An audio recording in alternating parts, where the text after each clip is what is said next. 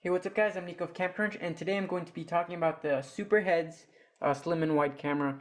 Now, this camera comes in a variety of colors and is considered a toy camera, retailing from anywhere between $9 to $25, depending on where you look online. But this is actually a clone of the Vivitar slim and wide, which has become quite of a cult camera in the recent years. And if you guys don't know, the Vivitar Slim and Wide was a camera that was sold in little supermarkets for around 20 bucks, and it was supposed to be a camera that you wouldn't mind losing if that happened to happen.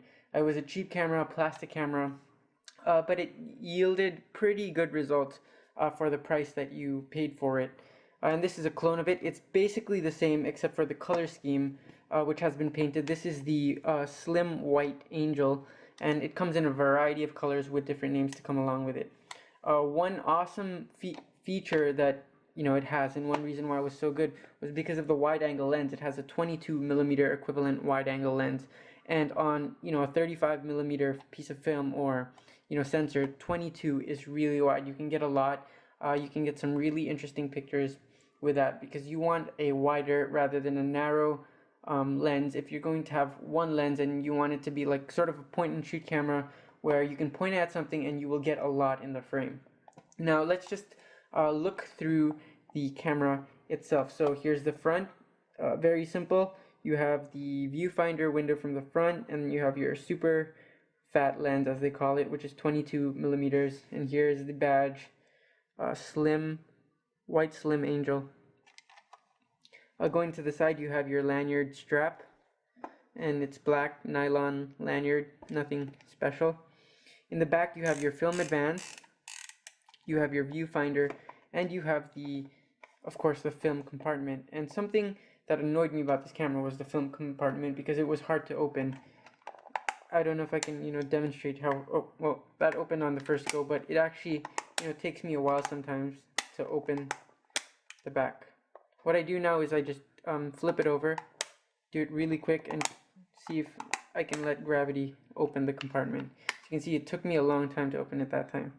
But it might be an issue with this camera, this particular one, and not all of them in general. Moving to the top, you have your frame counter. I don't know if you can see that, and you have your shutter. And on the left side, you have nothing. On the bottom, you have the film, rewind, and that's pretty much for the camera. Now I'm going to talk about the build quality of the camera. Then I'm going to talk about the images for a little bit. Now the build quality is, well, pretty cheap, but that's to be expected considering the price of this camera. Its build quality isn't as good as, Lomo cameras, the Lomography branded cameras, something like the Fisheye 2, which I reviewed, or the Diana, or the Holga, or any of those cameras. This is very, very light. Now it hasn't, broken. It's got scuffs everywhere, but it still works perfectly.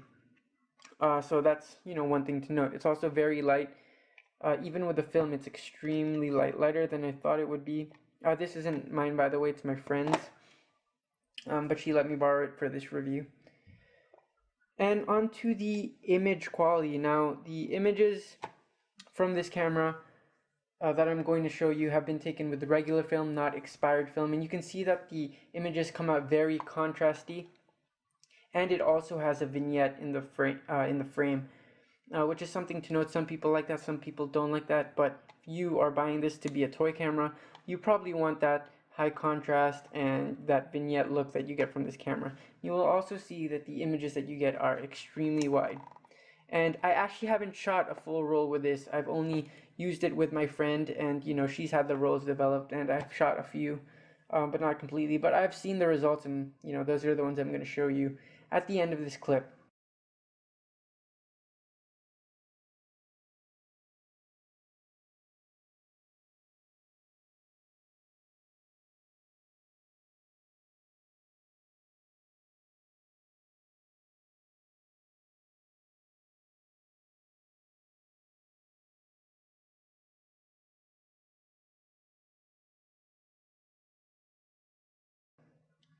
Again, this is the super slim and wide Angel.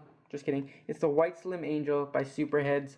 It's a toy camera, $9 to $25 depending on where you look. And I'll actually have the full specifications down below on the actual exposure that you get, because this is a point and shoot camera without exposure. So I'm gonna write down the exposure settings down below.